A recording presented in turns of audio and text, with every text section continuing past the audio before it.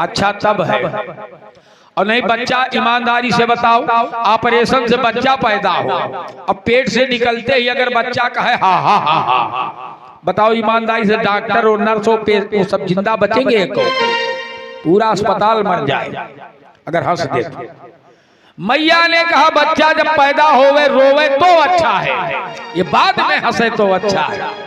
तो भगवान ने कहा ऐसे में सुंदर नहीं लग रहा हूं।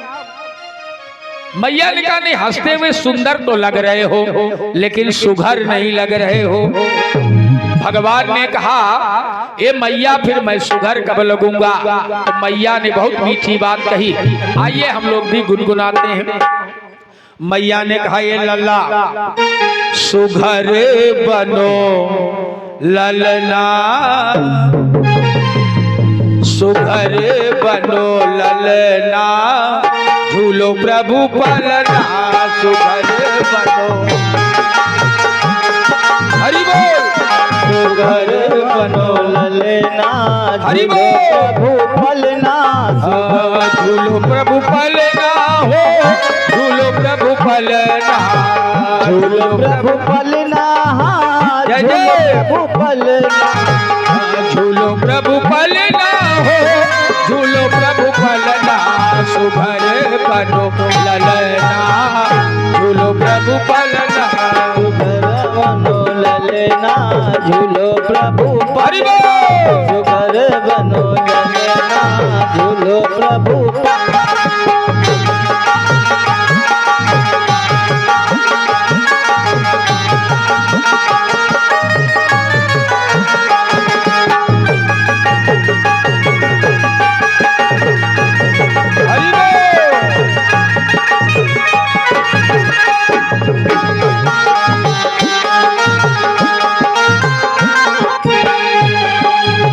मैया ने कहा ये राघव रूप चतुर भुजे छाड़ी के भगवने, रूप चतुर भुजे छाड़ी के भगवने, रूप चतुर भुजे, रूप चतुर भुजे, रूप चतुर भुजे छाड़ी के भगवने, रूप चतुर भुज छाड़ी के भगवने, उंगली पकड़ के, हाँ उंगली पकड़ के पड़ेगा तुम्हें चलना, झूलो प्रभु पलना, सुघर बनो ललना, हरि बोल। प्रभु पलना, उंगली पकड़ के, हाँ उंगली पकड़ के पड़ेगा तुम्हें चलना, झूलो प्रभु पलना, सुघर बनो ललना, झूलो प्रभु पलना, सुघर बनो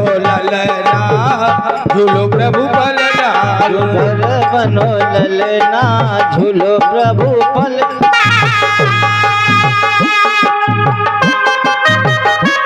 हरि बोल।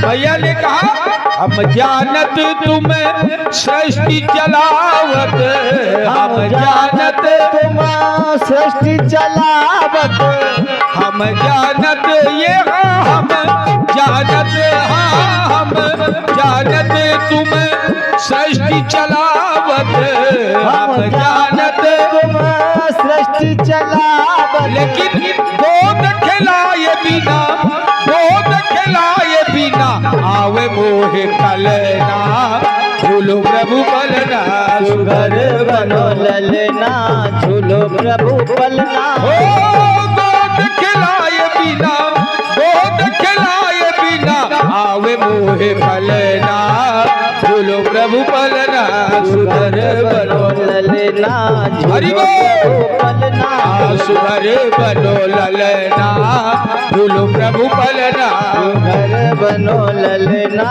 झूलो प्रभु पलना।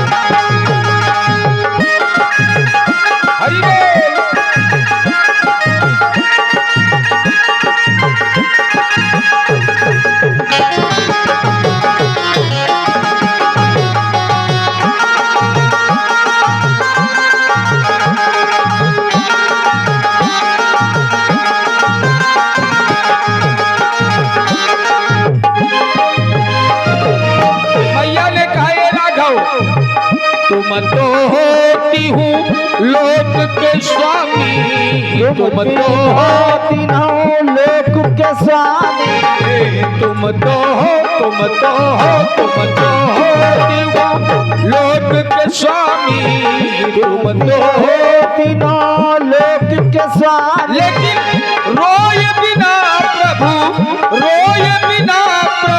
आवे मोहे कलना, झूलो प्रभु पलना सुघर बनो ललना, झूलो प्रभु पलना। रोए बिना प्रभु आवे मोहे कलना, झूलो प्रभु पलना सुघर बनो ललना, झूलो प्रभु पलना। सुघर बनो ललना, झूलो प्रभु पलना। सुघर बनो ललना, झूलो प्रभु पलना।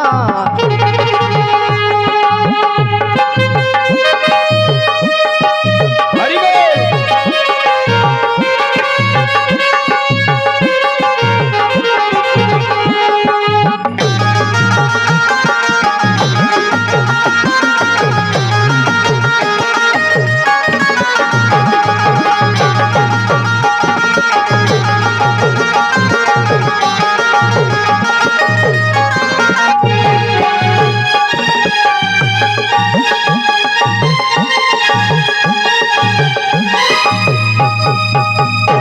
और मैया ने जैसे ही कहा रोए बिना प्रभु आवे मोहे कलना, और जैसे ही मैया ने कहा भगवान ने रोना शुरू किया। गोस्वामी जी लिख रहे हैं कि सुनी बचन सुजाना तब रोदन ठाना, होई बालक सुर भूपा, यह चरित जगावही हरि पद पावही, तेन परहि भवकूपा। विप्रधेनु सुर संतहित लीन मनुज अवतार, निज इच्छा निर्मित तनु माया गुण गोपार। बोले उद्यानाथ भगवान की जय। अच्छा, इधर भगवान बड़े हुए, वाह, ये श्रद्धेय सुनी जी मिश्रा की ओर से राम के जन्म में जो बधाई है, सुघर बनो लल्ला 101 पत्र मुद्राएं मंगल कामना से। बोले आनंदी मैया की जय। भगवान इधर अपने अयोध्या में बड़े हुए, इधर विश्वामित्र जी बिहार में यज्ञ कर रहे हैं। मारीच सुबाहु जैसी राक्षसी प्रवृत्तियां उस यज्ञ का विनाश कर रही है। अब मैंने उस दिन बताया था यज्ञ में अगर 7 चीजें नहीं है यज्ञ सफल नहीं होगा। पहली चीज है श्रद्धा और विश्वास, दूसरे मंत्र शुद्धि, तीसरे द्रव्य शुद्धि, चौथे दक्षिणा, पांचवा देश काल परिस्थिति, छठवां यज्ञ के कर्ता का उद्देश्य और सातवां भगवान की कृपा। यज्ञ कर रहे हो उस पर श्रद्धा नहीं है, विश्वास नहीं, तो भी यज्ञ सफल नहीं। जिस यज्ञ में मंत्र शुद्ध नहीं है, मैंने उस दिन बताया था यज्ञ का परिणाम बदल जाएगा।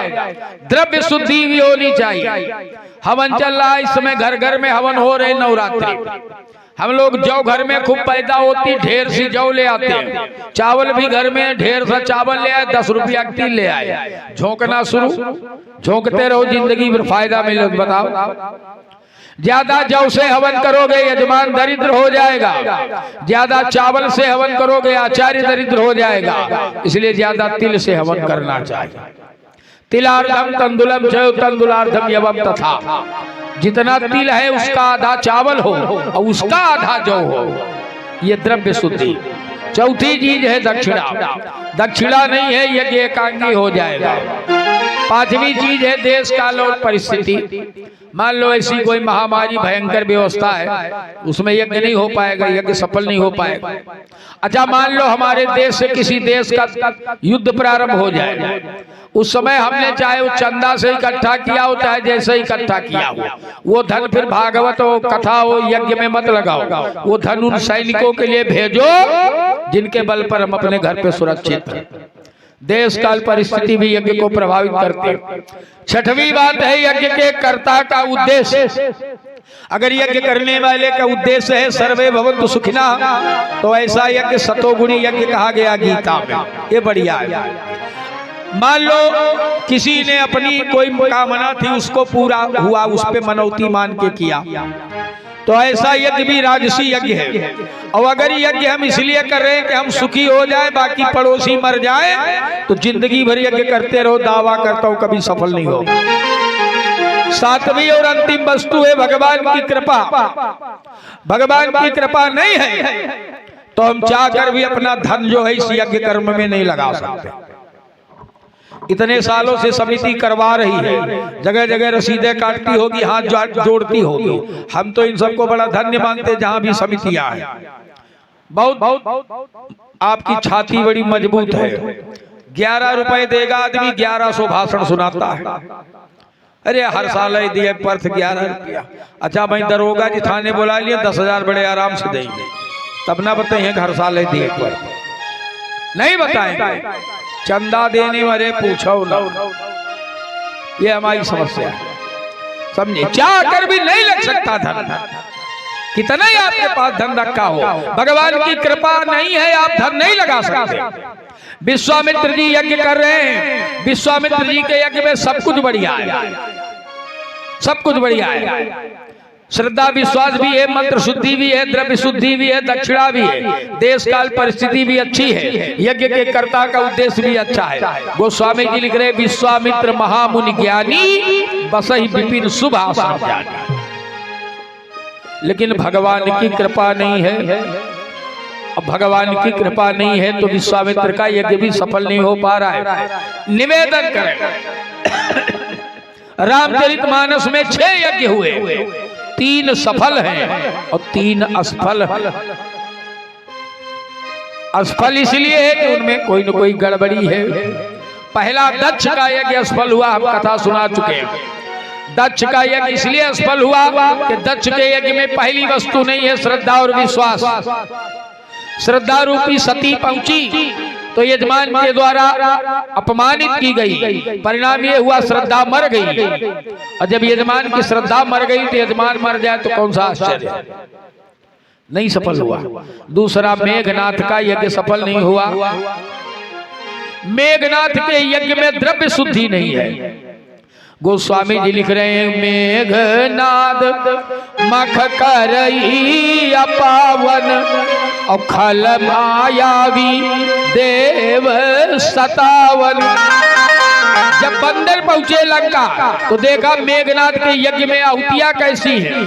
बोले जाए कपि न सो देखा वैसा कि आहुति दे रुधिर और भैंसा। घी की जगह में भैंसे का खून रखा है, साकल की जगह में भैंसे का मांस रखा है। यज्ञ में द्रव्य शुद्धि नहीं है, असफल हो गया। अच्छा बुरा ना मानना, इस समय विंध्याचल सब जा रहे, खूब बसें मिलती हमको दिन भर। हम लोग आते हैं तो सैकड़ों बसें खड़ी। विंध्याचल से आते हैं और लौट के हम लोग घर में बकरा काटते हैं। बिंदा माई का माने रहन, बिंदा माई का बकरा। अच्छा बिंदा माई बकरा खाती हैं? कहाँ लिखा हो, कहाँ पढ़ लिया कि बिंदा माई बकरा खाती है? निवेदन करें, ये बलि प्रथा है। बलि का मतलब ये नहीं है कि किसी की गर्दन काट दो। बलि हमारे यहाँ 3 नित्य देनी चाहिए। गो बलि, काक बलि, श्वान बलि, गाय की बलि, कौआ की बलि, कुत्ता की बलि। क्या मतलब है? रोज गाय मार डालो, रोज कौआ मार डालो, रोज कुत्ता मार डालो। बलि का मतलब है पालन पोषण करना, समझे। हमारे यहाँ रोज गाय को भोजन देना चाहिए, रोज कुत्ते को भोजन देना चाहिए। क्योंकि घर की जो हमारी पहली रोटी होती है वो गाय के लिए होती है। हमें जो गेहूं खाते कितना पाप होता है। खेत की जुताई से लेके आटा पिसवाने तक न जाने कितने कीड़े मकोड़े, घुन इत्यादि मरते हैं। इतने पाप होने के बाद रोटी हमारे पेट तक जाती है, इतनी अशुद्ध है। इसके शुद्धिकरण के लिए हमारे यहाँ बलि वैष्णदेव की परंपरा थी। नहीं बलि वैष्णदेव कर सकते तो आपका जब भोजन शुद्ध बन जाए तो बिना नमक वाला भोजन, जैसे चावल है, रोटी है, गुड़ या चीनी सबके घर में है, थोड़ी सी आग लेकर के 5 आहुतियां उस अन्न की डाल दीजिए। मंत्र आते हो तो अच्छी बात है, प्राणाय स्वाहा व्यानाय स्वाहा, नहीं आता मंत्र में कोई मतलब नहीं है। आप भाव के सही छोड़िए, आपका भोजन शुद्ध हो जाएगा, आप पाप से बच जाओगे। नहीं तो गीता कह रही है ते भुक्षन्ति तो घन पापा ये पच्यन्ति आत्म कारणा। जो केवल अपने लिए भोजन बनाते हैं वो केवल पाप खाते हैं, समझे। इसीलिए हमारे यहाँ घर के चूल्हे की पहली रोटी गाय के लिए, आखिरी रोटी कुत्ते के लिए, और घर में जो थाली में जूठन बच जाती है वो छत पे डाला जाता कौवों के लिए। तो बलि का मतलब गर्दन काट देना नहीं है। अच्छा, अब हो सकता है आप बता दो, पंडित जी दुर्गा सप्तशती में लिखा है बलिमांसादि पूजेयम विप्रवर्ज्या मयेरिता। तो पहली बात तो लिखा बलिमांसादि पूजेयम विप्रवर्ज्या, ब्राह्मण को करना नहीं। अच्छा, वो पूजा किसको बताया? राजा सुरथ को पूजा बताया मेधारी से। राजा के लिए बलि विहित है। जैसे राजा लोग शिकार खेलते थे, शिकार खेलने का उद्देश्य ये नहीं होता था कि मांस खाते थे, उनका उद्देश्य ये होता था कि धनुष बाण का अभ्यास करना। अच्छा, अब घर में काहे धनुष बाण का अभ्यास करें? वहां तो मान लो शत्रु दौड़ रहा है, अब उसके ऊपर बाण चलाना कैसे चलाएंगे? तो वहां जंगल में जाते हैं, पशु दौड़ रहा है, उस पर बाण चलाया। तो बलि राजा के लिए विहित है, हमारे आपके लिए नहीं है, समझे। एक और हम लोग एक परंपरा बड़ी चली है, बड़ा ट्रेंड में है, नारियल पटकते हैं भगवती के सामने। नारियल तोड़ो, ए माता जी का बलि नहीं दिया पंडित जी नारियल के, पंडित जी नारियल नहीं फुरवाओ माता जी का, नारियल की बलि कभी मत देना, ये भी जान लो। कालिका पुराण में लिखा है ब्राह्मणम तु सदा देयम कूष्मांड बलिमुत्तमम श्री फलम वा सुराधीशम छेदनम नैव कारयेत्। समझ में आई बात? ब्राह्मण अगर बलि भी देना चाहे तो कूष्मांड बलि देना चाहिए। आवाज भगवती कूष्मांडा का पर्व भी है, आज चौथा दिन है कूष्मांडेति चतुर्थकम। कूष्मांड कहते हैं सफेद वाला कद्दू जिसे पेठा वेठा बनता है, इसकी बलि देनी चाहिए। श्री फलम हुआ सुराधीशम छेदनम नैव कारयेत्। श्रीफल माने नारियल, सुराधीश माने गन्ना, नारियल और गन्ना की बलि नहीं। अब यह ना बताओ पंडित जी मैहर में तो फोरे जा, तो मैहर में किनारिया जगह बनी हुआ फोर के तुम खाओ चाहे बहाओ, देवी के लिए बलि नहीं देनी चाहिए नारियल। समझ में आई? भगवती विंध्यवासिनी बकरा नहीं खाती है, खाते हैं हम लोग, मनौती मनाते हैं। अरे हम देवी जी का मनौती माने रहे पंडित जी, वही आज बकरा कटा है। कहाँ लिखा भगवती बकरा खाती? और एक निवेदन करे, जो देवी बकरा खाती हो उसकी पूजा ना करो, ज्यादा बढ़िया, समझे। उन्होंने महिषासुर को मारने के लिए उतार लिया था, केवल बकरा नहीं खाती कि देवी जी के सामने बकरा चढ़ाओ। गृहस्थ आश्रम में हो, वैदिक परंपरा की पूजा करो, कहाँ तंत्र मंत्र के चक्कर में फंसे घूम रहे हो। बलि देना है, तांत्रिक लोग सिखा देते हैं, कौनो लड़का के बलि दे दियो धन मिल जाए, आदमी के मार डायरे धन मिल जाए तुमका। बेकूफी भरे कार्यक्रम, अपना कर्म नहीं ठीक करोगे। बलि देने से दुर्गा प्रसन्न हो जाएंगी, तुम्हारे घर में लाएंगी, पूरा पूरा रिजर्व बैंक का खजाना तुम्हारे घर में धर देंगे, समझे। बलि नहीं देनी चाहिए। विश्वामित्र जी के यज्ञ में सब कुछ बढ़िया है, भगवान की कृपा नहीं है। विश्वामित्र जी ने विचार किया, अगर भगवान हमारे यज्ञ में आ जाए तो हमारा यज्ञ भी सफल हो जाएगा। अब विश्वामित्र जी के सामने प्रश्न हुआ, भगवान कहाँ मिलेगा?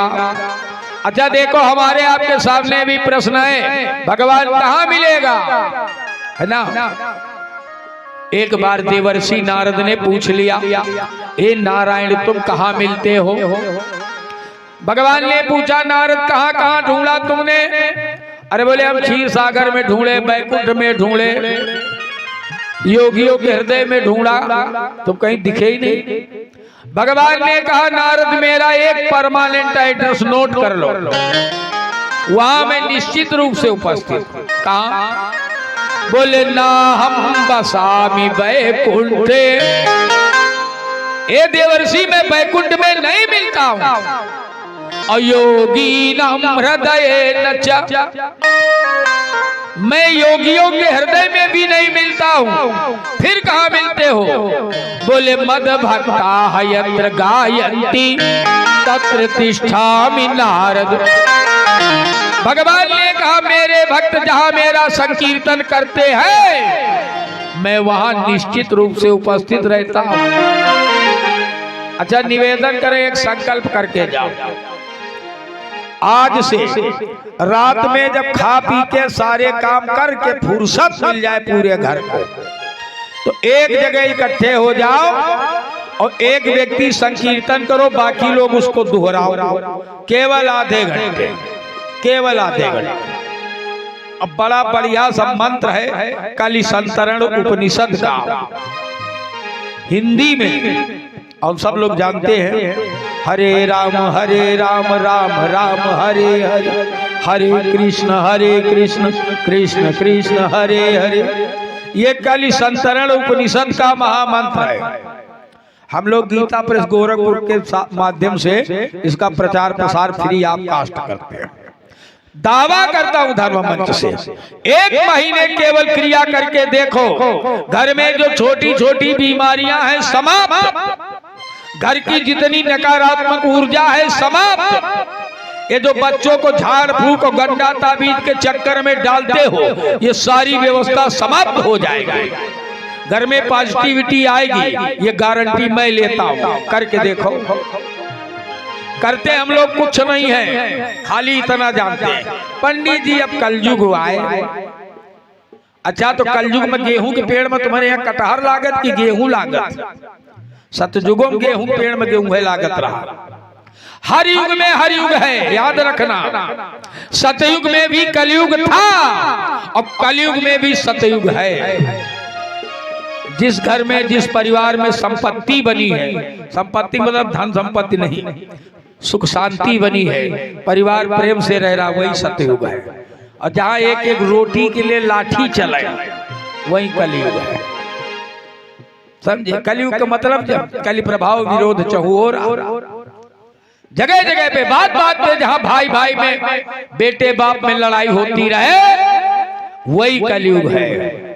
जहां जिस घर में, परिवार में, समाज में, गांव में सुमति बनी हुई है, वही स्वर्ग है, वही सतयुग है। याद रखना, हर युग में हर युग है, ऐसा नहीं है। कलयुग में भी सतयुग है और सतयुग में भी कलयुग था। नहीं हिरण्याक्ष हिरण्यकशिप जैसे राक्षस कहां पैदा होते, तो आतंकवाद तो तब भी था, इससे छुट्टी नहीं है। करते नहीं हम लोग कुछ, खाली इतना बता देते रहे अबे विज्ञान का जमाना है। तुम्हारा विज्ञान वही कर रहा है जो हमारे ऋषि मुनि करके रख गए। हमारे ऋषि लोग रिसर्च करते थे, ऋषि तपस्या जो करते थे, तपस्या में लगे थोड़े मुसरा खड़े रहते थे। जैसे किसी ने नीम पर रिसर्च शुरू किया, रिसर्च करते थे इसीलिए उनका नाम ऋषि है। उन्होंने फायदे ले दिया नीम से, ये फायदा, ये नुकसान। अपने शरीर को प्रयोगशाला बना के तपस्या करते थे, ये साधना थी। तपस्या का मतलब ये नहीं कि जंगल में पड़े, कोई मतलब नहीं संसार से। संसार के कल्याण के लिए हमारे महापुरुष साधना करते थे। समझ में आई बात? तुम्हारा विज्ञान उतना नहीं कर रहा है जितना हमारे यहाँ अध्यात्म ने करके छोड़ दिया, उसी का केवल पृष्ठ पेषण कर रहा है। विज्ञान की अपनी कोई एक खोज हो तो बताओ, कोई एक खोज बता दो अपनी। अगर तुम्हारा मोबाइल चल रहा है तो हमारे यहाँ ऋषि मुनि एक दूसरे तक अपने संवाद संप्रेषित करते थे, कैसे करते थे? टेलीपैथी जिसको बोलते, हमारे यहाँ तो पहले से मौजूद। बस समस्या ये है कि हमको हमारे धर्म पर विश्वास नहीं। दुर्भाग्य यही है, हमको हमारे राम पर विश्वास नहीं है, हमको हमारे कृष्ण पर विश्वास नहीं है, हमको हमारी आनंदी मैया पर विश्वास नहीं है, हमको हमारे शिव पर, हनुमान पर, दुर्गा पर विश्वास नहीं है, हमको दुनिया के बाबाओं पर विश्वास है। हुआ चलो देवाला लागत बड़ा फायदा हो, हुआ चलो तो भाड़ में जाए राम कृष्ण दुर्गा। जब इन पर विश्वास है नहीं है, ये किसी मतलब के नहीं है, तो काहे उपासना करते हो? वही जाओ पीपर के नीचे बरम बाबा की तबीज बंधवा लियो, सोने को जाइयो, वहां चलो पर्ची निकलती है, चलो सोने के बन जाओगे, जाओ बन के आ जाओ। कर्म नहीं ठीक करोगे, हम बार बार यही कह रहे हैं, कर्म ठीक करो सब कुछ बढ़िया हो जाएगा। विश्वामित्र जी विचार कर रहे हैं भगवान कहाँ मिलेगा, भगवान वही मिलेगा, मद भक्ता यत्र गायन्ति, बोले तत्र तिष्ठामि नारद। इसलिए मैंने निवेदन किया घर में आधा घंटा संकीर्तन किया करो, 1 महीना करके देखो कितना बढ़िया फायदा मिलता है।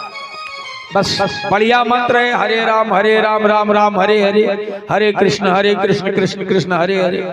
कल संतरण उपनिषद का महामंत्र किया करो, फायदा मिलेगा। यही भगवान निवास करेगा। मद भक्ता यत्र गायन्ति तत्र तिष्ठामि नारद। विश्वामित्र जी ने सोचा, भगवान ने कहा था कि विप्रधेनु सुर संत हित लीन मनुजे अवतार। भगवान ने विप्रधेनु सुर संत के लिए अवतार लिया है, तो भगवान किसी विप्र के यहाँ ही होंगे।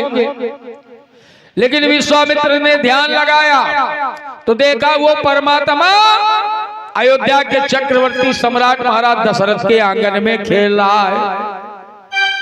अब विश्वामित्र जी भगवान को लेने के लिए चल पड़े। गोस्वामी जी लिख रहे हैं, बहुविधि करत मनोरथ, जात लागी नहीं बार, करीब जन सरयू जल, तब गए भूप दरबार। विश्वामित्र ने अयोध्या पहुंचने के बाद सबसे पहला काम किया सरयू में स्नान करने का। देखो आप लोग भी जाते हो, अब इस समय तो अयोध्या में भीड़ चल रही, बड़ा मुश्किल है, वहां के स्थानीय लोगों के लिए समस्या। अयोध्या जाना तो सबसे पहला काम करना सरयू में स्नान करने का। सरयू में स्नान करोगे तो क्या मिलेगा?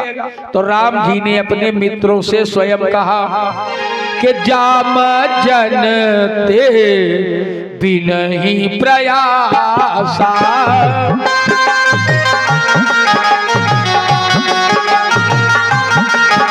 ओ जाम जन ते बिनहि प्रयासा,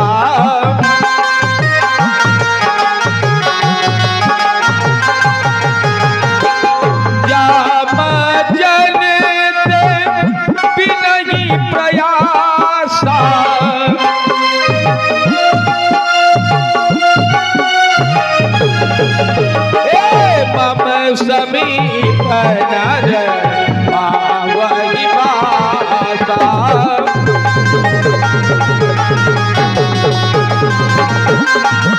ओ मम समीप नर पावहि बासा।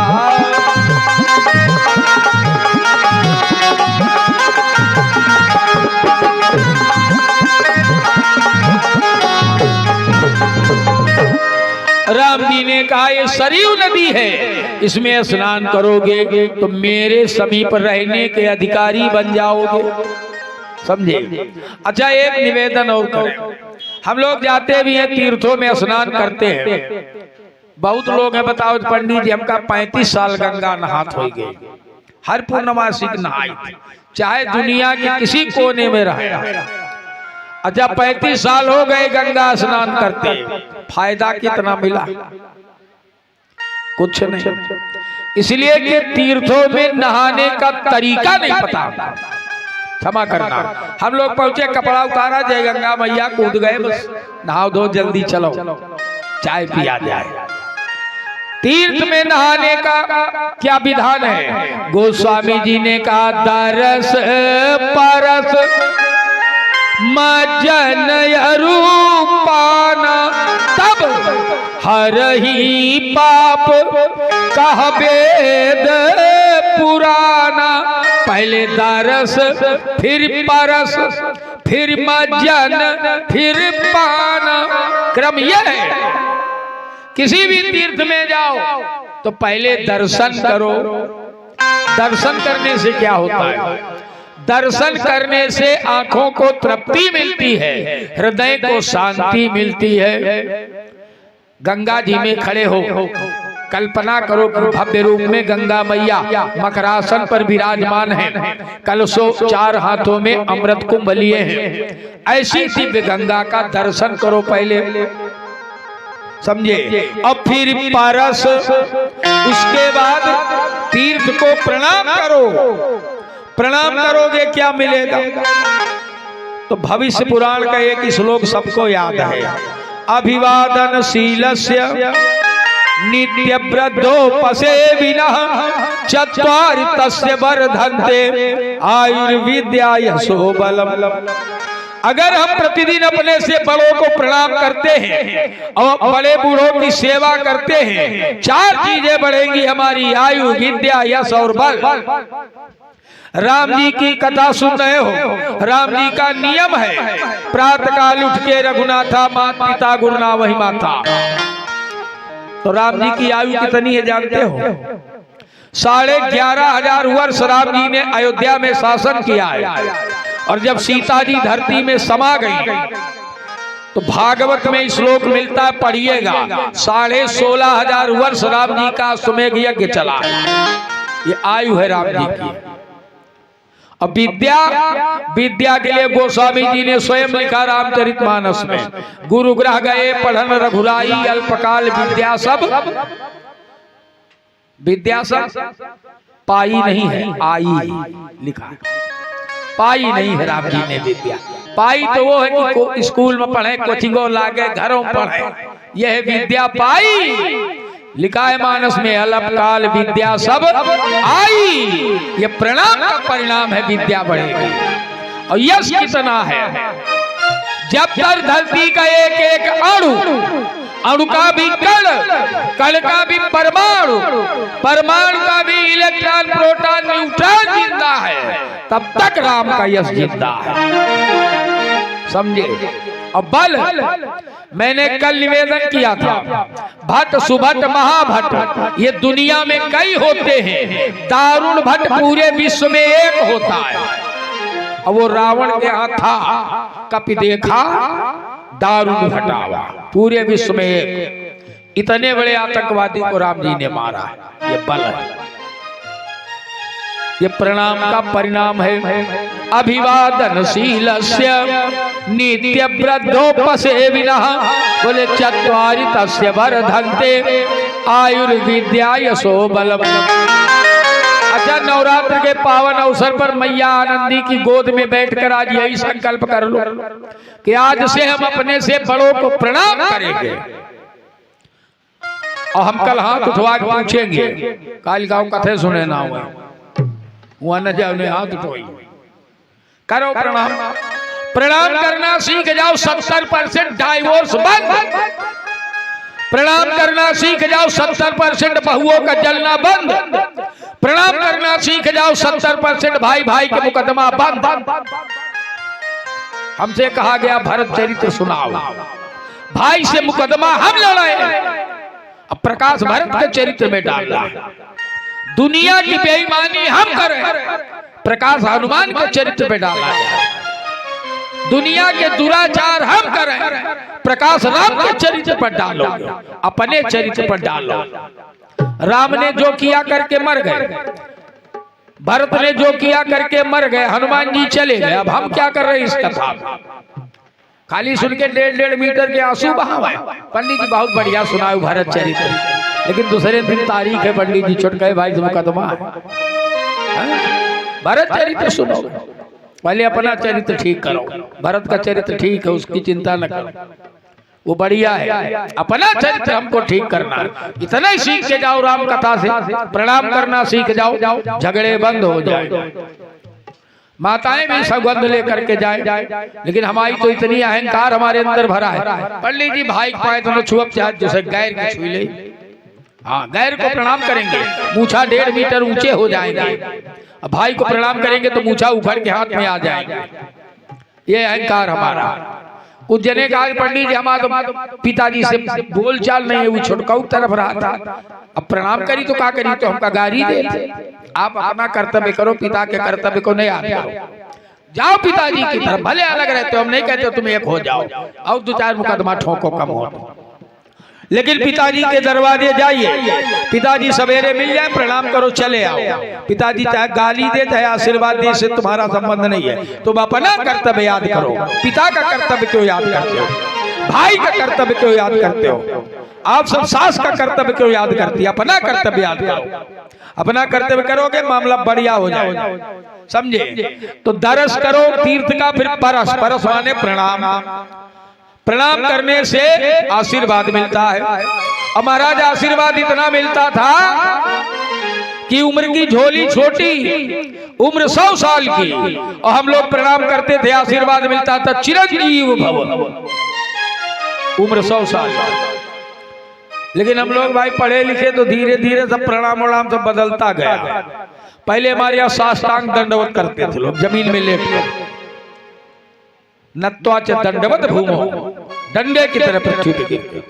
अच्छा खैर भाई, अब महंगे कपड़ा है, खराब हो जाएंगे। अब गुरु जी खड़े हुए हैं गलियारम, तो को प्रणाम करिए, दंडवत। इसलिए कि हम लोग नरक में जाने से नहीं डरते, कपड़ों के लिए डरते। नर कपड़न को डरत है, लेकिन नरक पड़न को ना है, समझे? धीरे धीरे ये परंपरा बंद हो गई। एक शास्त्रीय परंपरा शुरू हुई, दाहिने हाथ से दाया पैर, बाएं हाथ से बायां पैर। अच्छा, एक हाथ से प्रणाम भी नहीं करना चाहिए किसी को, प्रणाम दोनों हाथ से करना चाहिए। ये भी परंपरा ठीक थी। धीरे धीरे अंग्रेजी आई हमारे हिंदुस्तान में, हम लोग अंग्रेज बनने की प्रक्रिया में पहुंचे, तो नमस्कार करने लगे, हाथ मिलाओ। उसके हाथ में खुजली हो, अपरस हो, कौता हो, गिफ्ट में तुम भी ले जाओ, कल से तुम भी ढूंढो मरा। और धीरे धीरे हम अंग्रेज हो गए, तो अब एक एक घंटे का प्रणाम होता है। सवेरे सवेरे गुड मॉर्निंग, यानी सुबह अच्छी, दोपहर के चाहे ट्रक के नीचे आ जाओ। गुड नाइट, नाइट गुड, तड़के चाहे हार्ट अटैक हो जाए। एक एक घंटे का प्रणाम। अभी एक नया प्रणाम चला, हाय। हमारे यहाँ हिंदी में हाय तब चिल्लाते जब पेट में तकलीफ हो, अंग्रेजी में कब चिल्लाते हमको नहीं पता। ना कोई प्रणाम करता है, ना कोई आशीर्वाद देता है। अच्छा, कुछ लोग प्रणाम बड़ा गजब का करते हैं। अभी सिमरौता में हम थे, एक सज्जन आए, हमारी गांठे छुआ, अपने हृदय से लगाया, महाराज प्रणाम। तो ये पूछ रहे, महाराज जी आपकी गांठी छू के अपने हृदय में काहे लगा रहे? हम गाय कह रहे हैं, पंडित जी तुम्हारी गांठी टूटे तो हृदय संतोष मिले। कोई प्रणाम नहीं करता, गांठे छू के काम चला। प्रणाम करने में व्यक्ति के दाहिने पैर के अंगूठे को छूना चाहिए। क्यों? बाकी अंगुरीन में कहा है गंदगी लगी है, इसलिए छूना चाहिए। सीखो, यही सीखना है। राम कथा हम चुटीली सुना देंगे, उससे भला नहीं होगा, भला इनसे होगा। कथा हर तरह की आती है, चिंता मत करना, सस्ती मद्दी सब तरह की। हाँ, अब आप सबके आशीर्वाद से मई में ऑस्ट्रेलिया भी जा रहा हूं कथा सुना दे, समझे? तो निवेदन कर रहा हूं, हम लोग जितनी पूजा पाठ करते हैं, अच्छा मान लो इस समय नवरात्र है, आप व्रत कर रहे हो, फलाहार रह रहे हो, दुर्गा सप्तशती का पाठ कर रहे हो, कोई संपुटित कर रहा है, कोई साधारण कर रहा है, कोई मान लो थोड़ा थोड़ा कर रहा है, 7 दिन में एक पाठ पूरा करेगा। अच्छा, एक जो ये 7 दिन में कुछ लोग पाठ करते, थोड़ा सा चर्चा करते, हमारे पास अक्सर लोग आते हैं, पंडित जी हम तो एक अध्याय रोज पढ़ी थे। एक अध्याय रोज नहीं पढ़ना है। अगर तुम प्रतिदिन पूरी दुर्गा सप्तशती के 13, देखो कवच, अर्गला, कीलक और तीनों रहस्य, ये दुर्गा सप्तशती के 6 अंग है, इनको तो प्रतिदिन करना पड़ेगा, नहीं सप्तशती अंगहीन हो जाएगी। अब 13 अध्याय है, उनमें क्रम है। अगर 13 प्रतिदिन नहीं पढ़ पाते हो तो 7 दिन में सप्तशती समाप्त करने का विधान है। कैसे है? पहले दिन 1, दूसरे दिन 2, तीसरे दिन फिर 1, चौथे दिन 4, 5वें दिन 2, 6वें दिन 1, 7वें दिन फिर 2। 13 अध्याय हो गए। 1 2 1 4 2 1 2, ये क्रम है। दुर्गा सप्तशती में ही कहीं टिप्पणी में लिखा होगा, देख लेना, हमें पास हिंदी वाली नहीं है, समझे? तो कहने का मतलब, जो भी हम पूजा पाठ करते हैं, जो भी साधन भजन करते हैं, जो भी हम दान पुण्य करते हैं, इसकी जो सारी पावर है, भाई हमने दुर्गा सप्तशती पाठ किया तो हमको पुण्य मिला। अब वो पुण्य हमने कहाँ रखा? तो वो पुण्य जो है, जो भी सत्कर्म है हमारे दाहिने पैर के अंगूठे में इकट्ठा होते हैं, याद रखना। बौद्ध धर्म में स्पष्ट लिखा है, अंगूठे बसत लक्ष्मी लब्धि तड़ भंडार। अंगूठे में लक्ष्मी और उपलब्धियों का भंडार होता है। इसीलिए गुरु शिष्य परंपरा में हम लोग गुरुदेव भगवान के दाहिने पैर का अंगूठा धोकर पीते हैं। अरे बाकी पैर भी गुरु का है, उसको क्या नहीं धोते? प्रभाव तो यहाँ है, पगधूरी को भूरी प्रभाव हुआ। इसलिए प्रणाम करने में व्यक्ति के दाहिने पैर का अंगूठा जरूर स्पर्श करो। आइए दरस परस और फिर मज्जन। तीर्थ में तीसरा काम करना मज्जन। अच्छा, मज्जन को बहुत जने अखंड रामायण में मंजन पढ़ते। मज्जन माने होता स्नान। स्नान करो, लेकिन हम लोग तो बहुत जने संकल्प की है, लखन कहा थे हमने जाना जाड़े बन की हो स्नान। नहाने से क्या होता है? नहाने से जानते हो क्या होता है?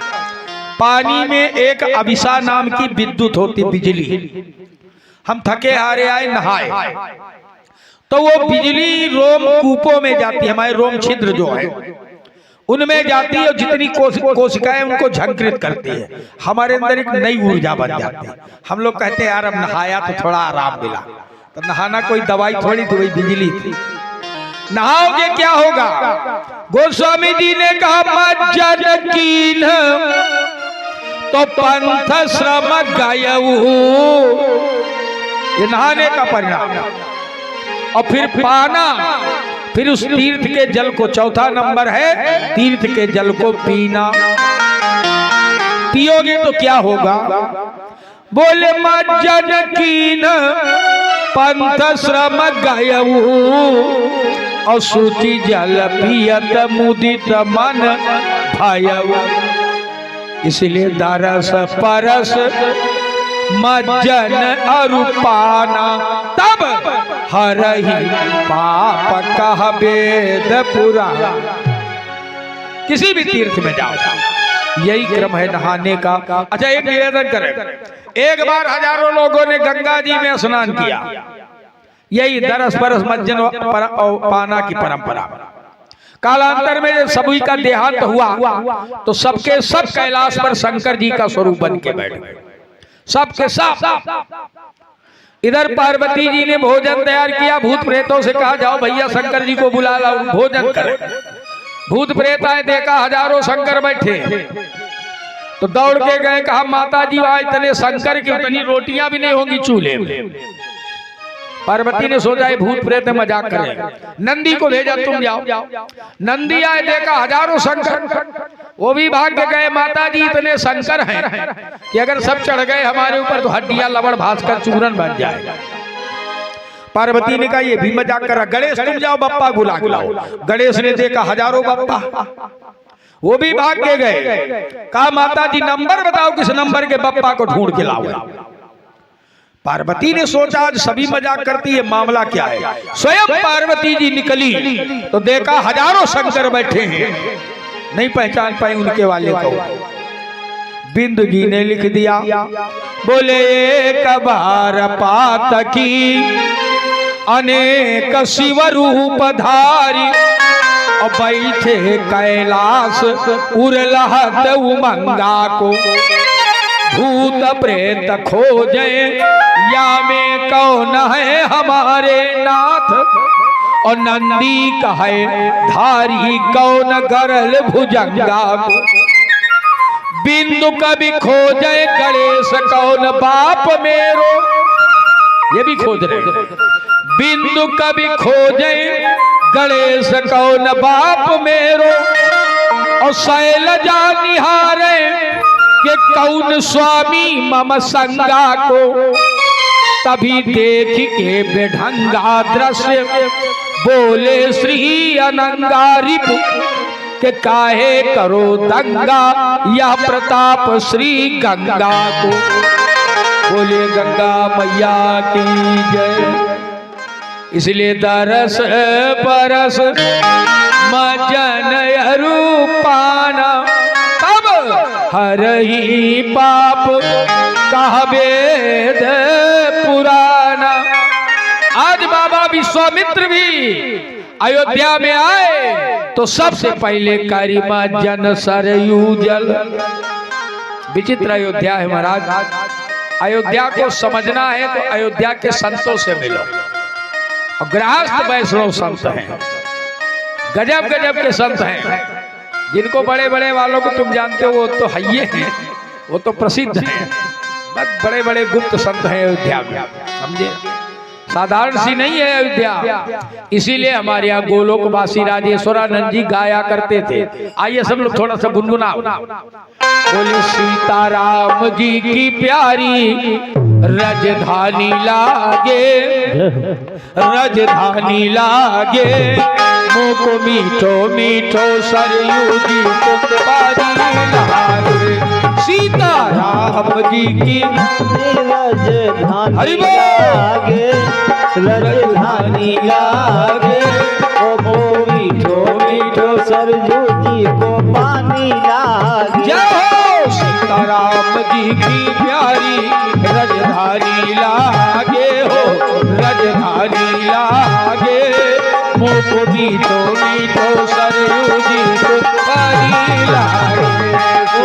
मीठो मीठो सरयू जी को हरि बोल।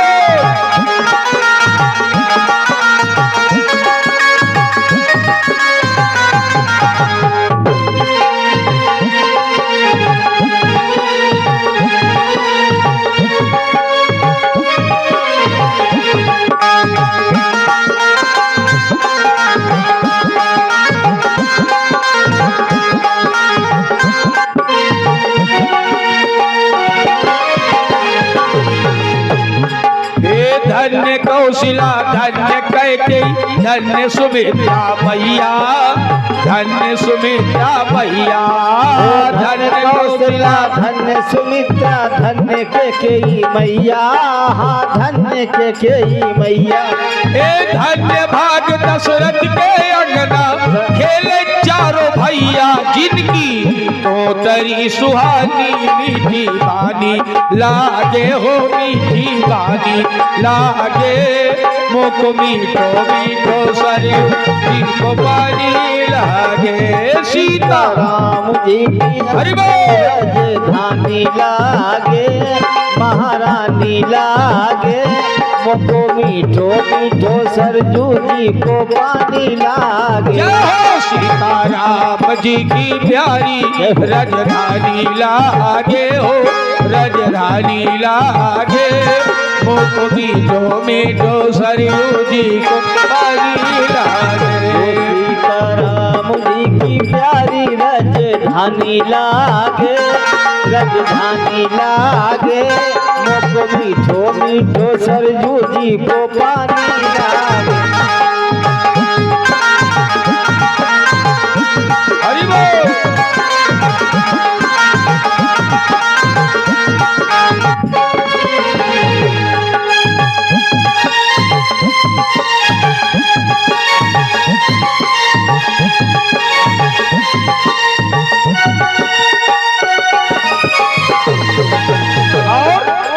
बड़ी छावनी रंग महल हनुमान गढ़ी अति सुंदर, हनुमान गढ़ी अति सुंदर। बड़ी छावनी हनुमान गढ़ी अति सुंदर, हनुमान गढ़ी अति सुंदर। ओ तीन लोक के ठाकुर बैठे कनक भवन के अंदर, सीताराम जी की जोड़ी सुख खानी लागे हो, सुख खानी लागे, मुख मीठो मीठो सरयू जी को पानी लागे। सीताराम जी की प्यारी राजधानी लागे, महारानी लागे, मुख मीठो मीठो सरयू जी को पानी लागे। जय हो सीताराम जी की प्यारी राजधानी लागे हो, राजधानी लागे, मुख मीठो मीठो सरयू जी को पानी लागे। सीताराम जी की प्यारी राजधानी लागे, राजधानी लागे, मुख मीठो मीठो सरयू जी को पानी लागे। ऐसी अयोध्या में प्रवेश किया बाबा विश्वामित्र ने। दशरथ जी को सूचना मिली विश्वामित्र जी आए हैं। इधर अयोध्या वालों की दृष्टि पड़ी विश्वामित्र जी पर, तो पूरी अयोध्या के लोग कांपने लगे। विश्वामित्र से बड़ा गहरा परिचय है अयोध्या वालों का। अयोध्या वाले सोचने लगे एक बार यही बाबा विश्वामित्र आया तो हमारे महाराज हरिश्चंद्र को काशी में बेच गया, यही बाबा है। दूसरी बार ये बाबा अयोध्या में आया तो गुरुदेव वशिष्ठ के 100 पुत्रों की गर्दन काट कर गया था, यही बाबा है। आज तीसरी बार ये अयोध्या में फिर प्रवेश कर रहा है, कोई गड़बड़ी करेगा। इधर दशरथ जी ब्राह्मण मंडली लेकर के आए, विश्वामित्र जी का स्वागत करके महल में ले गए। पैर धोए, पैर धोने के जल से पूरे घर को छिड़का। बड़ा फायदा मिलता है, घर में वास्तु दोष हो। एक निवेदन करें, आपके यहाँ का जो ब्राह्मण हो, आपके यहाँ मुंडन छेदन और कथा भागवत के कार्यक्रम संपन्न कराता है, उस ब्राह्मण को महीने में एक दिन अपने घर में बुलाओ और उसके पैर धो। अब वो जो पैर धोने वाला जल है उसको पूरे घर में छिड़क दो, लेटरिन बाथरूम छोड़ के, और उसको भोजन करा दो। जो भी तुम्हारी क्षमता हो 11-21 दे दो, गारंटी लेता हूँ घर का वास्तु दोष खत्म। महीने में खाली एक दिन ये क्रिया करो, समझे। जिन घरों में 3 काम नहीं होते उन घरों में वास्तु दोष पितृदोष कभी जिंदगी में खत्म ही नहीं हो सकता। कौन कौन से? बोले ना विप्रपादोदक कर दमानी और न वेद शास्त्र ध्वनि गर्जितानी, स्वाहा स्वधा कर्म विवर्जितानि, बोले शमशान तुल्यानि ग्रहानि तानि। जिन घरों में ब्राह्मणों के पैर धोने के जल से कभी कीचड़ नहीं हुआ, जिन घरों में वेद शास्त्रों की ध्वनि गुंजित नहीं हुई, और जिन घरों में स्वाहा स्वधा यानी देवताओं के लिए हवन नहीं हुआ, पितरों के लिए तर्पण नहीं हुआ, अगर ये काम नहीं है तो बोले शमशान तुल्यानि ग्रहानि तानि। ऐसे घर फिर शमशान है। अच्छा, कुछ लोग एक मनौती माने, पंडित जी हम तो अब नहीं पिंडदान के, हमें चाचा गया है। अच्छा ठीक है, चाचा गया करिया है, बहुत अच्छी बात। तो पहले क्या गारंटी है कि गया से तुम्हारे पितर मुक्त हुए हो? चलो मान लिया मुक्त भी हो गए, तो चाचा अपने पितृ ऋण से मुक्त हुए हैं, तुमने अपने पितृ ऋण से मुक्त होने के लिए क्या किया? तुम गया करने गए थे। अच्छा, गया के बाद भी पिंडदान करना चाहिए और तर्पण करना चाहिए, इसलिए कि तर्पण हमारे यहाँ नित्य का कर्म है। ब्राह्मण को तो नित्य संध्या और नित्य तर्पण करना ही चाहिए। अच्छा, नित्य नहीं तर्पण कर सकते तो 15 दिन बनाएंगे। ये जो पितृपक्ष के 15 दिन ये पितरों का एक दिन है। अब वो हम पूज्य ने बताओ पंडित जब 5 लाख पानी उठावे न चाहिए। अच्छा, 55 में को मर जा तो का नहीं रख चुका 5 दिन घर में रखा, वो का तो तुरंत ही पंडित जी बताओ कंडा उंडा बांधो चलो। हाँ, उसको नहीं रखते 5 दिन भी रखे।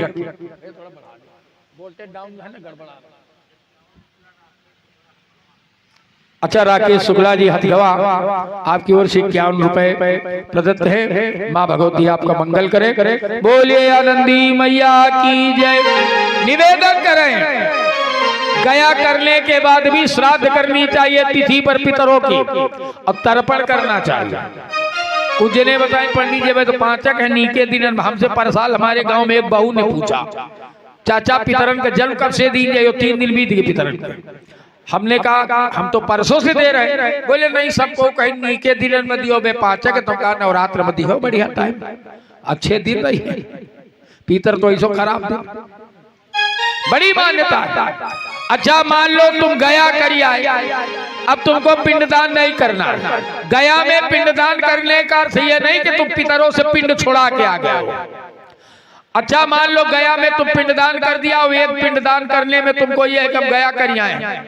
बेटी बेटा का विवाह करते हो, मातृ पूजन होता है, एक देवतन का गगरी रखा। अब होता यहाँ के नहीं, हम नहीं जानते। अब गगरी में फलाने बाबा तुमहू नेवाते, तो जब फलाने बाबा एक अजूरी जल पावे तो मुक्त होइए, तो तुम्हारे लड़का भी में गगरी में घुसाया हुआ। आओ फलाने बाबा तुम नेवाते, अब काहे बुला रहे हो जब मुक्त हो गए तो? ये रुक जाओ, अबे वही चाचा का नाम नहीं लियो। हम आपसे निवेदन करें, 3 बार गया करके आए, 3 बार। अब पर साल संकल्प बना लिया। अब देखो भगवान पूरा करे कि नहीं करे, हमारा अपना कोई नहीं, मन में भाव आया हमने मान लिया। हर साल पितर पक्ष में हम 15 दिन गए जी में रहे, जब तक चलने फिरने पाएंगे जिंदा रहे। अब हर इच्छा आगे कैसे होती है व्यवस्था, पर करेंगे। अरे इससे कोई ये थोड़े कि हम एक बार कर लिया, अब हो ही नहीं सकती दोबारा। तो निवेदन है, विश्वामित्र जी ने चरण सलील सब भवन सिंचावा।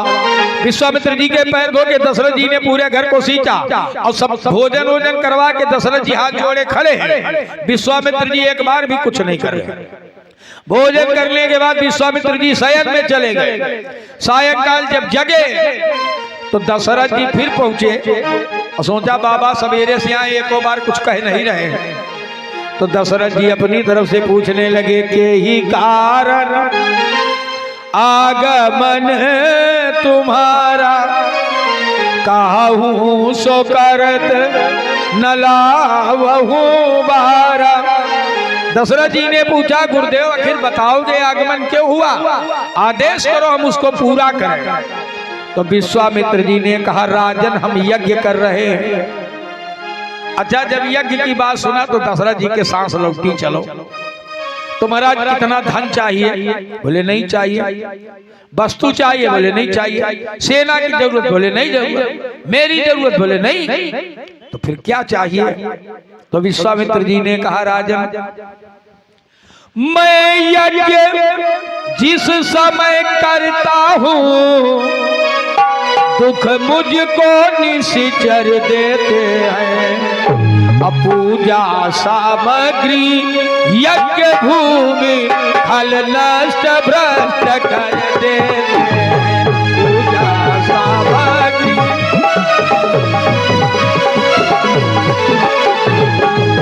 पूजा सामग्री यज्ञ भूमि फल नष्ट भ्रष्ट कर देते हैं।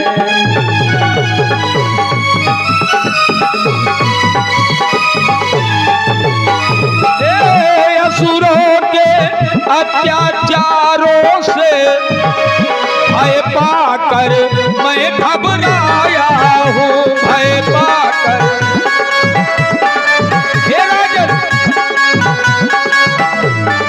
हाँ रक्षा सहायता 2 चीजें मैं तुमसे लेने आया हूँ। रक्षा सहायता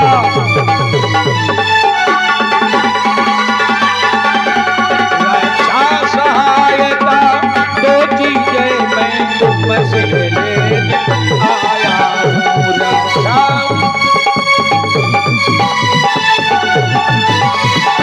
चाहिए क्या? तुम अपने राम लक्ष्मण को सुनो महाराज, तुम अपने राम लक्ष्मण को दे दो मुझको कुछ दिन के लिए। दे दो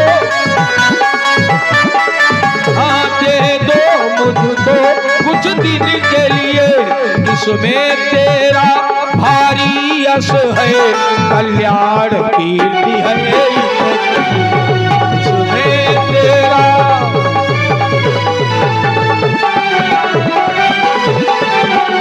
इसमें तेरा भारी यश है कल्याण कीर्ति है। इसमें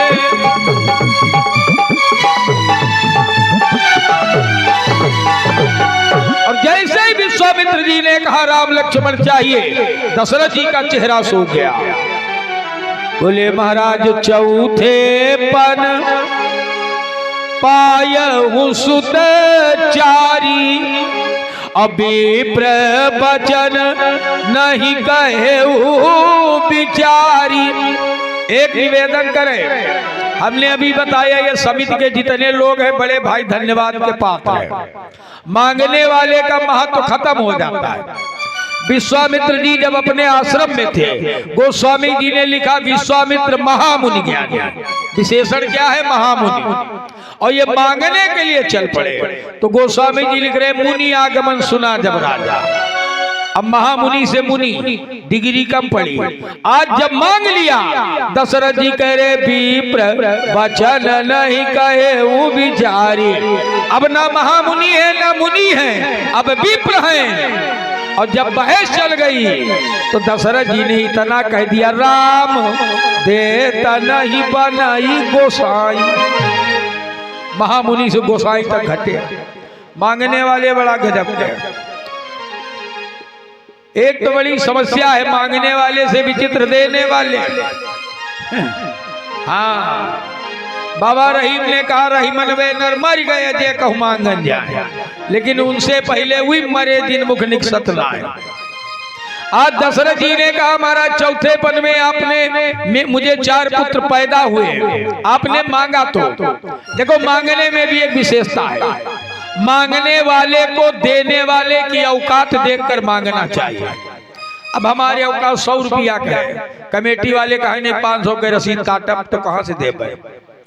तो मांगने वाले को देने वाले की औकात देखकर मांगना चाहिए, और देने वाले को भी मांगने वाले की आवश्यकता देखकर देना चाहिए। इतना बड़ा कार्यक्रम हो रहा, हजारों का खर्च है, और तुम कह दो मिश्रा जी 11 की रसीद काट दियो, तो 11 की रसीद में सत्यनारायण कथा नहीं होगी, तुम राम कथा कराओ। सीधी सी बात। देने वाले को मांगने वाले की आवश्यकता देखकर। आज दशरथ जी ने कहा विप्र वचन नहीं कहे वो बिचारी। दशरथ जी ने कहा ये गुरुदेव राम शब्द में 2 अक्षर हैं, ये 2 अक्षर मैं नहीं दे सकता। बोले अयोध्या में 2 अक्षर की जितनी वस्तुएं आप सब ले जाओ। अब दशरथ जी को देखिए कह रहे हैं, बोले मांगी भूमि, भूमि शब्द में 2 अक्षर, धेनु धन कोसा ये सर्वस देहुआ दुसारोसा, ये 2 अक्षर वाले ले जाओ। और है भी, बोले देह प्राण ते प्रिय कछु नाही, और सो मुनि देव निमिष एक माही। अभी 2 और 2 अक्षर के, बोले सब सुत प्रिय मोहि प्राण की नाई, लेकिन राम, ये 2 अक्षर बड़े कमाल के हैं, बड़े कमाल के 2 अक्षर हैं। मैंने शायद कल बताया था कि 100 करोड़ श्लोक में शंकर जी ने ये 2 अक्षर काम के रखे, रा और मां। और इनकी और विशेषता है, एक निवेदन करें, दुनिया की किसी भी भाषा की वर्णमाला में कोई अक्षर ऐसा नहीं है कि जिसका लोप करो तो वो अपना अस्तित्व बनाए रखे। लेकिन हमारी देवनागरी भाषा में, देवनागरी मतलब हिंदी संस्कृत दोनों की व्याकरण एक है। देवनागरी भाषा में ये रा और मां ऐसे अक्षर है, अगर इनका लोप भी किया जाए तो ये ऊर्ध्वगामी बनते हैं। रकार का लोप करो रेफकार बनता है, अगले वाले ऊपर वाला सर्र वाला रा लगता है। रकार का लोप करोगे रेफकार बनेगा, मकार का लोप करोगे अनुस्वार बनेगा, जिसको आप लोग अंक बिंदी बोलते हो, ऊर्ध्वगामी है। ईमानदारी से बताओ, इनका लोप करो तब ये ऊर्ध्वगामी है। और अगर हम लोग इनका जप करें तो हमारी ऊर्ध्वगति नहीं होगी। तुम्हारा विज्ञान है तो कहता हर पदार्थ अपना गुण धर्म छोड़ता है, इनका गुण धर्म यह है कि लोप करने पर भी ये ऊर्ध्वगामी है। तो अगर हम लोग संकीर्तन करें, जप करें राम राम का, तो हमारी ऊर्ध्वगति नहीं होगी। आज दशरथ जी ने कहा गुरु जी 2 ही अक्षर नहीं दे सकता, बड़े कमाल के हैं। ये 2 अक्षर क्या है? मैंने कल भी निवेदन किया, शांति सीता सहिता आत्मा रामो विराज। राम आत्मा है, सीता शांति है। दशरथ जी ने कहा इसलिए देह प्राण तो दे सकता हूं, लेकिन आत्मा नहीं दे सकता।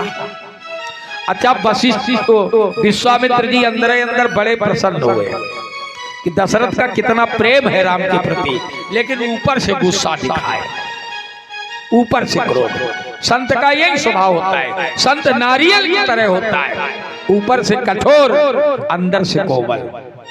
और जो दुष्ट होते हैं वो बेर की तरह होते, बेर ऊपर से कोमल अंदर कठोर। विश्वामित्र जी नाराज हो गए, बोले दशरथ मैंने तुझसे दान मांग लिया तो तू अपने को बहुत बड़ा दानी समझ रहा है। तुम क्या समझ रहे हो, तुम सहायता नहीं करोगे, कोई नहीं करेगा। बोले यदि आज विष्णु से कहता मैं तो चल देते छोड़ गरुड़ वाहन। तुम क्या समझ रहे हो, तुम ही मदद करो। और शिव से फरियाद अगर करता तो हिल जाता उनका भी आसन। उपकार संत का करने में इतनी देरी इतनी उलझन, अब कुछ दिन को इनको देने में इतनी देरी इतनी अड़चन। ये दशरथ मांगा जो मैंने तुझसे वचन, इसलिए अधिक संताप हुआ। दिल तेरा और मेरा भी दुखा, इस पुण्य कार्य में पाप हुआ। वृद्धावस्था आ गई, परिवार की आसक्ति नहीं छूटी तुम्हारी। तुम क्या समझ रहे हो, तुम ही मदद करो। अच्छा, वशिष्ठ जी ने सोचा मामला बिगड़ सकता है। मैंने अभी निवेदन किया, विश्वामित्र जी कौन है, जिन्होंने वशिष्ठ के 100 पुत्रों की गर्दन काटी है। अच्छा, जिसके बेटों की गर्दन काटी वो सामने खड़ा हो, अब दोनों की मना स्थिति क्या होगी आप कल्पना करो।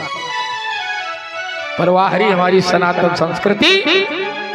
वशिष्ठ जी ने सोचा कहीं विश्वामित्र ये न सोच ले कि वशिष्ठ ने अपने चेले को मना कर दिया होगा, तो वशिष्ठ जी ने समझाया।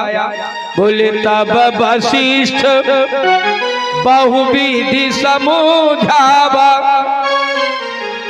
वशिष्ठ जी ने समझाया। अच्छा, क्या समझाया? आनंद रामायण में एक, अध्यात्म रामायण में एक श्लोक बड़ा गजब का आता है। वशिष्ठ जी ने कहा श्रृणु राजन देव गुह्यम गोपनीयम प्रयत्नतः रामो न मानुषो जाता, ये तो परमात्मा सनातन।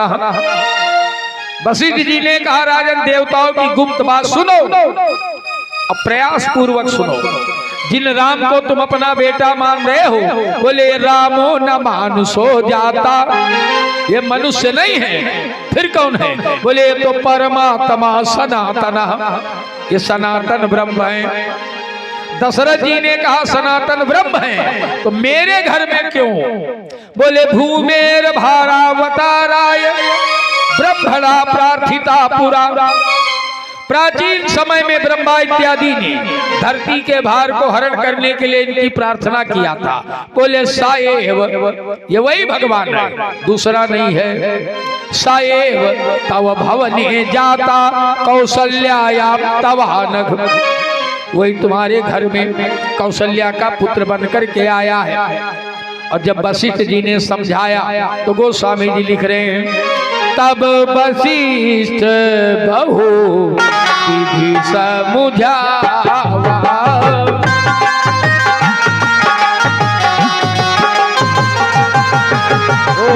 तब वशिष्ठ बहु विधि समझावा।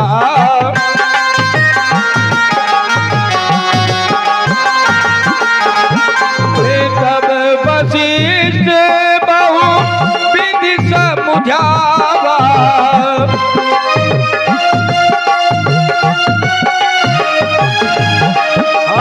नृप संदेह आस कहु पावा।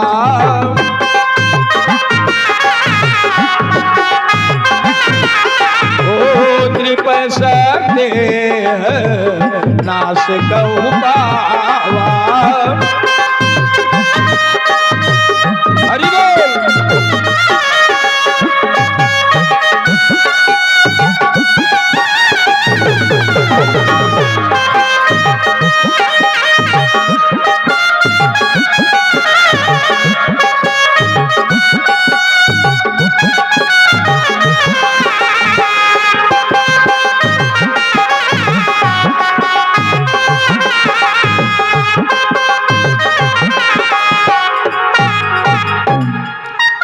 विश्वामित्र जी राम लक्ष्मण को लेके आए, अयोध्या की सीमा से बाहर आए, कहा राम हमारे आश्रम के 2 मार्ग हैं, एक में 3 पहर लगेंगे, एक में 3 दिन।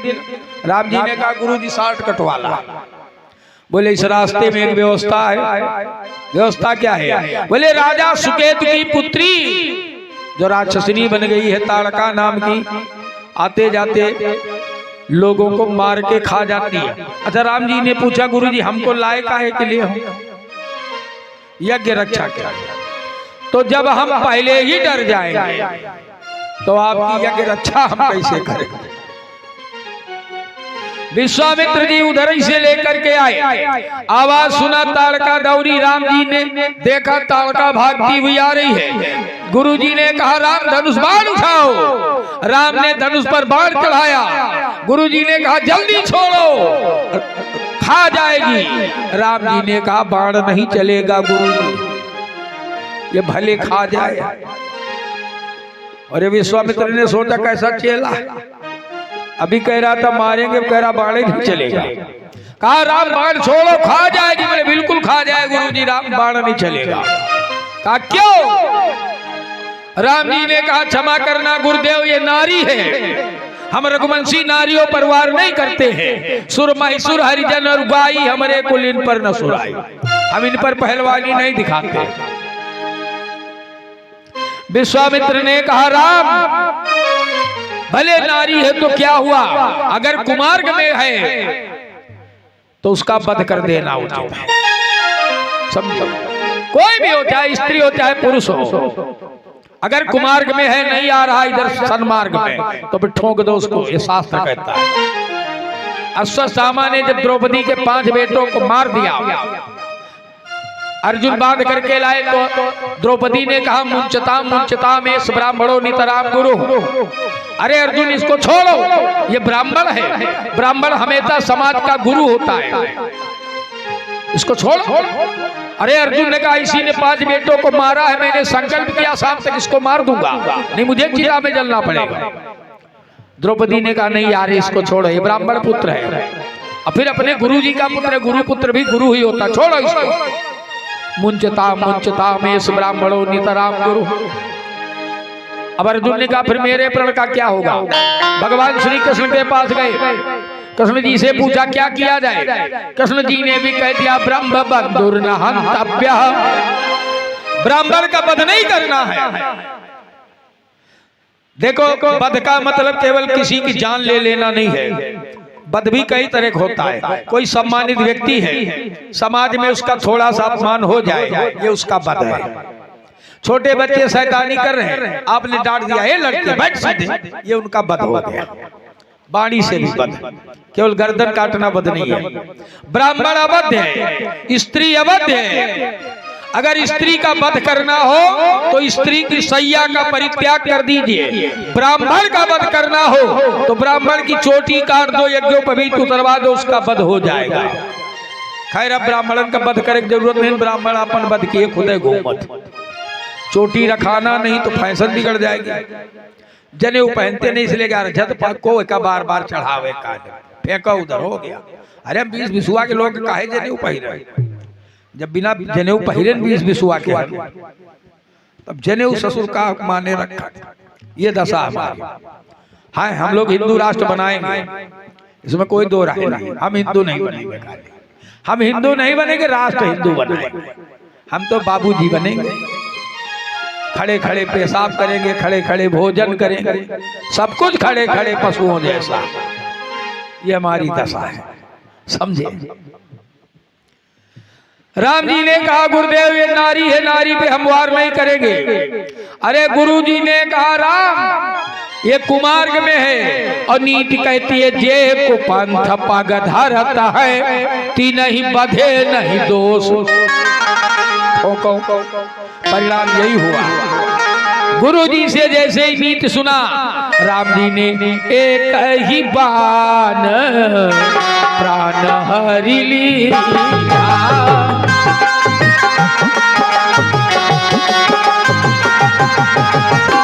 एक ही बाण प्राण हरि लीना।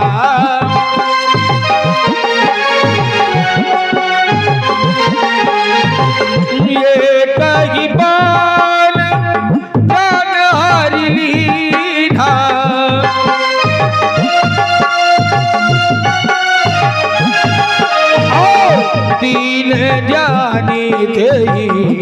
निज पद दीना।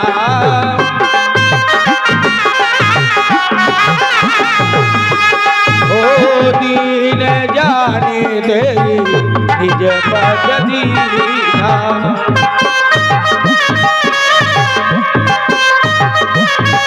हरि बोल।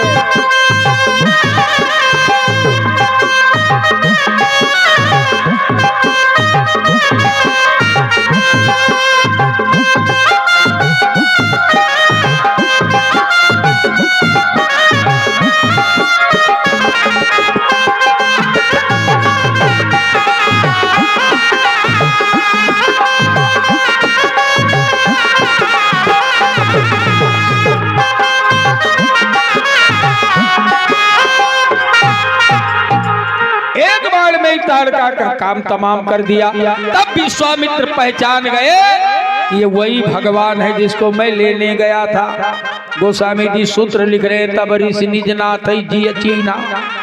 अब विद्या निधि कहूं विद्या दीना, विद्या दी गई विद्या निधि को, अरे गहरे को विद्या मत देना। मैंने कल भी निवेदन किया था विद्या विवादाय धनम मदाय शक्तिम परेशान परिपीडनाय खलस्य साधोर विपरीत में तद ज्ञानाय दानाय च रक्षणाय। विद्या अगर दुष्ट को दोगे आप तो विवाद पैदा करेगा, और अगर वही विद्या सज्जन को दोगे तो सज्जन समाज को ज्ञान देगा। धन अगर दुष्ट को मिल जाए तो अहंकार आएगा, धन अगर सज्जन को मिल जाएगा तो दान करेगा। शक्ति अगर दुष्ट को मिल जाए तो समाज को पीड़ा पहुंचाएगा, वही शक्ति अगर सज्जन को मिल जाए तो समाज की सुरक्षा संरक्षा करेगा। अगले दिन विश्वामित्र जी का यज्ञ हुआ। मारीच को बिना फरका बाण मारा राम जी ने, सुबाहु को अग्नि बाण से मार दिया। बाकी के जितने राक्षस थे सबको भैया लक्ष्मण ने काम तमाम किया। विश्वामित्र का यज्ञ पूरा हो गया। अगले दिन विश्वामित्र जी ने कहा राम एक यज्ञ और पूरा करना है। राम जी ने कहा चलो गुरु जी हम तो यज्ञ से ही पैदा हुए और यज्ञ के लिए ही पैदा हुए। चल पड़े। अगले दिन गोस्वामी जी लिख रहे हैं अरे धनुष जागे सुनी रघुकुल नाथा, धनुष जागे सुनी रघुकुल नाथा, हर्षि चले मुनिवर के साथा।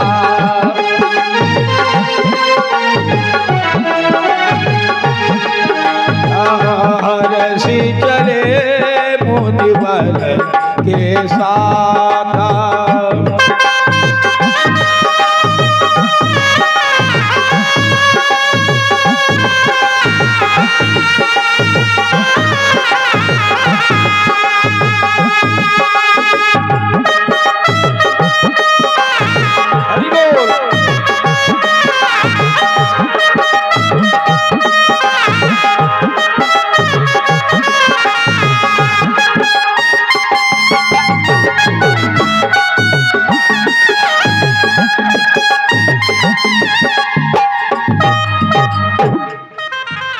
विश्वामित्र जी के साथ प्रभु श्री राम भैया लक्ष्मण को लेकर के रास्ते में एक जंगल मिला।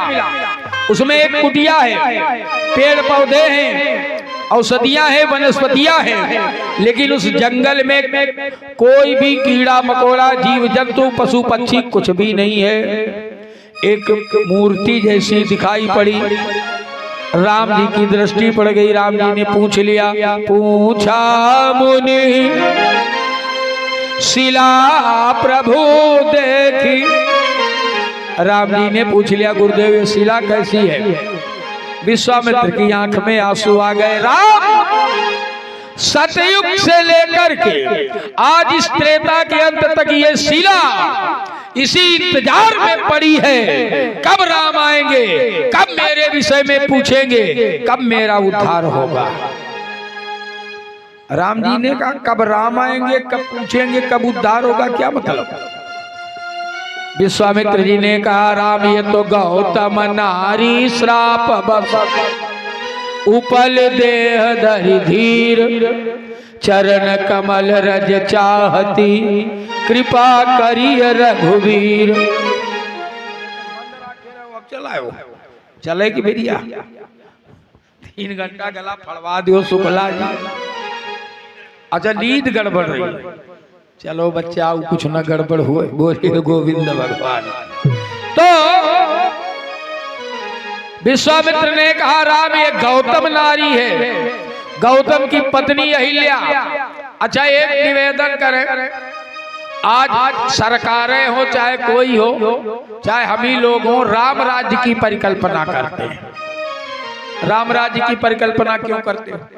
दशरथ के राज्य की क्यों नहीं करते? जनक जी महान योगी हैं, जनक राज्य की परिकल्पना क्यों नहीं करते? जनक के यहाँ तो पूर्ण नर नारी सुभग सुचि संता, धर्मशील ज्ञानी गुणवंता, पूरे राज्य के लोग ज्ञानी हैं और गुणवान हैं, धर्मशील हैं। ऐसे राज्य की कल्पना क्यों नहीं करते? जानते हो राम राज्य का मतलब है जहां समाज के अंतिम व्यक्ति तक न्याय पहुंचे, राम राज्य वो है। यही घटना बिहार और जनकपुर की सीमा में यह घटना घटी। अहिल्या का सतीत्व नष्ट किया इंद्र ने। महर्षि गौतम अपनी समस्या लेकर के दशरथ के पास गए। दशरथ का राज्य सामंतवाद का राज्य है। दशरथ जी के पास गए, महाराज हमको न्याय चाहिए, हमारी पत्नी के साथ दुराचार हुआ है, न्याय चाहिए, अपराधी कौन? तो बताया गौतम ने देवराज इंद्र। दशरथ चौंक गए। इंद्र तो दशरथ के मित्र हैं महाराज, अवैरा गहरा मित्र नहीं है। दशरथ जब इंद्रलोक जाते हैं तो इंद्र खड़े हो जाते हैं, दशरथ का स्वागत करके अपने आधे सिंहासन पर बिठाते हैं। आगे हुई जय सुरपति ले ही और अर्ध सिंहासन आसन दे। ऐसे मित्र के खिलाफ दुराचार का अभियोग चलाना है। दशरथ ने नहीं निर्णय दिया, नहीं मिला संत को न्याय सामंतवाद के राज्य में। याद रखना, दशरथ जी ने कहा भाई देखते हैं, ये सीमा विवाद का मामला है, अगर हमारे राज्य की सीमा में होगा तो हम जरूर कार्यवाही करेंगे। टाल दिया। कहा वैसे आप देख लो जनक जी के यहाँ जाके। जनकपुर गए। जनक का राज्य समाजवाद का राज्य है, याद रखिएगा। जनक जी से भी निवेदन किया महर्षि गौतम ने। जनक ने कहा ये बताओ, अयोध्या गए थे? बोले गए थे। क्या हुआ? बोले उन्होंने कहा देखेंगे हमारी सीमा में अगर ये घटना हुई है तो हम जरूर तुमको न्याय देंगे। जनक जी ने सोचा दशरथ के मित्र हैं इंद्र, जब दशरथ नहीं कोई कार्यवाही कर सके तो हम क्यों करें। जनक ने भी कोई कार्यवाही नहीं किया। सीमा विवाद में पड़ी है व्यवस्था सतयुग से लेकर त्रेता के अंत तक। आज हमारे आपके घरों के बच्चों का या किसी भी भाई का अगर एक्सीडेंट हो जाए 2 थानों की सीमा के बीच में, तो 3 दिन लाश उधर दिखाई पड़ेगी, 3 दिन लाश इधर दिखाई पड़ेगी। खाली सीमा विवाद में लाश सड़ा करती है, किसी सरकार के अंदर मानवीयता नहीं जगती। समझे? किसी भी थाने के अधिकारियों कर्मचारी के अंदर मानवता नहीं जगती। कौन अपराध अपने यहाँ जीडी में बढ़ा हुआ है, उधर की ओर पैर कर दो उस थाने वाले समझे, फिर इधर की ओर कर दो इस थाने वाले समझे। सीमा विवाद में पड़ी है अहिल्या, समझे? इसलिए राम की आवश्यकता है। राम राज्य वो है जहाँ समाज के अंतिम व्यक्ति को न्याय मिले। अगर एक गरीब नहर से पानी लगाए है अपने गेहूं में और ठाकुर साहब लाठी लेके पहुंचे, पहले हमारे गेहूं सींचे जाएंगे तुम्हारे बाद में, ये राम राज्य नहीं है। राम राज्य तो वो है कि गरीब को भी अगर गेहूं में पानी लगाना होता था, गरीब भी 10 रुपया की हवन सामग्री लेकर जाता था, खेत में हवन करता था और भगवान से प्रार्थना करता था कि हे प्रभु 3 बीघा गेहूं सींच जाए। परिणाम ये होता था मांगे बारिश दे ही जल रामचंद्र के राज। ये राम राज्य है। आज विश्वामित्र जी ने कहा राम ये चरण कमल रज चाहती, कृपा करिए रघुवीर। अच्छा जैसे ही कहा ये आपके चरणों की धूल चाहती है, लक्ष्मण जी उखड़ गए।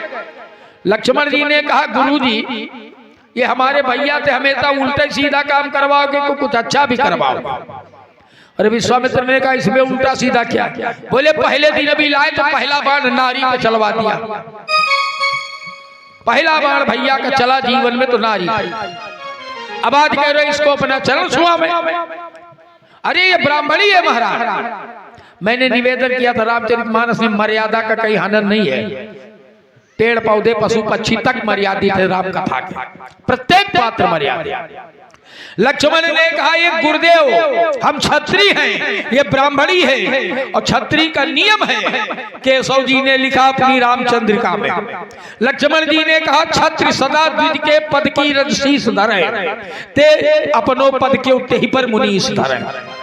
अरे हम क्षत्रिय हैं, ब्राह्मण की चरण धूली हम अपने माथे पर लगाते हैं। आवाज करो भैया अपनी चरण धूली इसको लगाओ।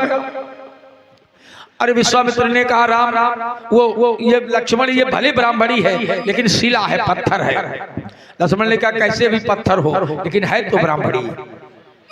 अच्छा राम जी ने कहा गुरु जी विवाद की जरूरत नहीं है, ईमानदारी से बताओ क्या चाहिए।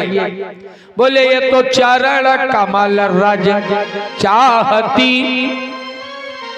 और एक निवेदन करें, जिस रज के कारण अहिल्या का पतन हुआ था, आज उसी रज से अहिल्या का उद्धार भी हो रहा है। रज शब्द को व्यापक अर्थ में देखिएगा, रज के लिए अहिल्या का पतन और आज उसी रज से अहिल्या का उद्धार भी हो रहा है। राम जी ने कहा गुरु जी इसको चरण धूली की आवश्यकता है। गुरु जी ने कहा बिल्कुल, ये चरण कमल रज चाहती। तो राम जी ने कहा फिर विवाद की जरूरत नहीं है, काम बन गया। अब राम की मर्यादा देखिए, ब्राह्मणी को चरण धूल भी देना है और अगर पैर छुआ देते तो मर्यादा नष्ट हो रही है ब्राह्मण की। राम जी जानते हैं ब्राह्मण का कितना सम्मान करते हैं। रावण के पास जब अंगद को भेजा संधि प्रस्ताव लेके, अंगद ने रावण से एक गजब की बात कह दिया। रावण से अंगद ने कहा ये रावण अगर मेरे संधि प्रस्ताव को नहीं मान रहे हो तो राम जी जब युद्ध में तुम्हारे सिर काटेंगे अब तुम्हारे सिर धरती पे गिरेंगे तो हम बंदर भालू फुटबॉल बना के खेलेंगे, लातों से मारेंगे। खेली है भालू की चौगाना, चौगाना माने फुटबॉल। राम जी को ये बात बुरी लग गई। राम जी ने कहा अंगद मैंने तुमसे कहा था कि काज हमार तास हित होई, रिपुसन करो बत कहीं सोई। यह हमारा मानवाधिकार है महाराज, हम शत्रु का भी कल्याण चाहते हैं, इसीलिए तो नारा लगाते हैं विश्व का कल्याण हो। नहीं क्यों विश्व का कल्याण मंगाएंगे? पड़ोसी हमारे नाक में दम मचाए, हम विश्व का कल्याण चाहेंगे? पर देखिएगा सनातन संस्कृति यही इसकी विशेषता है, हम सबको अपने अंदर पचाने की क्षमता रखते हैं। राम जी ने कहा अंगद मैंने कहा था काज हमार तास हित होई, रिपसन कहो बत करी सोई, और तुमने कह दिया रावण के सिरों को तुम बंदर भालू लातों से मारोगे। एक ब्राह्मण के सिर को बंदर भालू लातों से मारे, ये राम खड़ा देखेगा? संभव नहीं है। अच्छा राम चाहते तो अंगद उनके पक्ष के हैं, कह देते अंगदवा मार लात। हम लोग होते तो कहते थे मार अंगदवा, मौका है। पर राम का मानवाधिकार देखिए, राम ने कहा विप्रधेन सुर संत हित लीन मनुज अवतार। एक ब्राह्मण का अपमान हो ये राम नहीं खड़ा देख सकता। और निवेदन करें, पढ़िएगा लंका कांड में जब राम रावण युद्ध हुआ तो रावण के सिरों को भुजाओं को राम ने बाणों पर रोक दिया, एक भी सिर एक भी भुजा नीचे नहीं गिरी। समझे? और भेज दिया लंका। लय सिर बाहु चले नाराचा, इधर सिर भुजहीन रुंड महीनाचा, उधर मंदोदरी आगे धर शीशा, सर सब चले जहां जगदीशा। ये मानवाधिकार है। ब्राह्मण का अपमान किसी भी परिस्थिति में नहीं।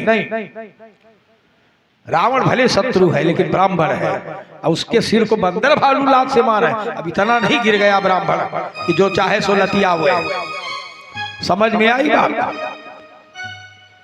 राम जी ने कहा गुरुदेव चरण धूल की आवश्यकता? बोले हाँ। बोले काम बन गया।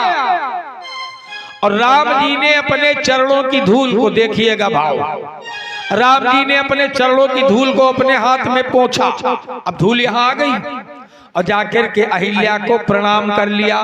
बोले परसत पग पावन शोक न सावन और प्रगट भई तप पुंज सही। अहिल्या को धूल भी मिल गई, अहिल्या को प्रणाम भी कर लिया। अहिल्या का उद्धार करके भगवान श्री राम गुरुदेव विश्वामित्र जी के साथ जनकपुर में महाराज जनक के अतिथि बने। अब राम जी को जनकपुर में रात भर सोने दो। कल देखो अभी हमसे कहा गया भरत चरित्र की कथा, भरत चरित्र हम परसों सुनाएंगे, ईमानदारी से जम के आइएगा सुनने। कल राम जी का विवाह थोड़ा करवा दे, परसों भरत चरित्र सुनाएंगे और समापन के दिन राम का राज्याभिषेक सुनाएंगे। अब सुनिएगा एक नई स्थिति की कथा। आइए दो बार भगवान का नाम। अब राम जी पैदल चल के गए जनकपुर में विश्राम करें। कल देखेंगे हम लोग राम जी क्या करते जनकपुर में। श्री राम जय राम जय जय राम, श्री राम जय राम जय जय राम। ओ श्री राम जय राम जय जय राम, श्री राम जय राम जय जय राम। मंगल भवन अमंगल हारी, मंगल भवन अमंगल हारी, मंगल भवन अमंगल हारी, मंगल भवन अमंगल हारी। प्रभु सो दशरथ अजीर बिहारी, प्रभु सो दशरथ अजीर बिहारी, प्रभु सो दशरथ अजीर बिहारी, प्रभु सो दशरथ अजीर बिहारी। ओ श्री राम जय जय राम, बोलो श्री राम जय जय राम। ओ श्री राम जय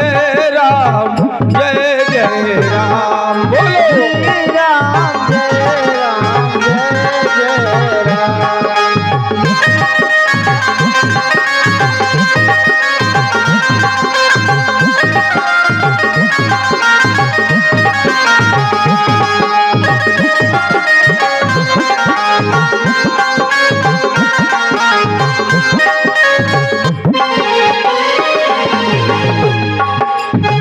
दुर्गति नाशिनी दुर्गा जय जय, दुर्गति नाशिनी दुर्गा जय जय, हे दुर्गति नाशिनी दुर्गा जय जय, दुर्गति नाशिनी दुर्गा जय जय, हे काल विनाशिनी काली जय जय, काल विनाशिनी काली जय जय, काल विनाशिनी काली जय जय, काल विनाशिनी काली जय जय।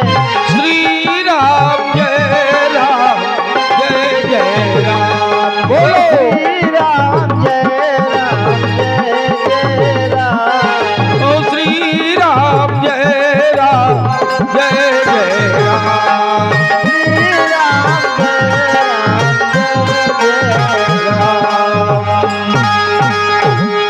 बोले सच्चिदानंद भगवान की जय हो, आज के आनंद की जय हो। ओम।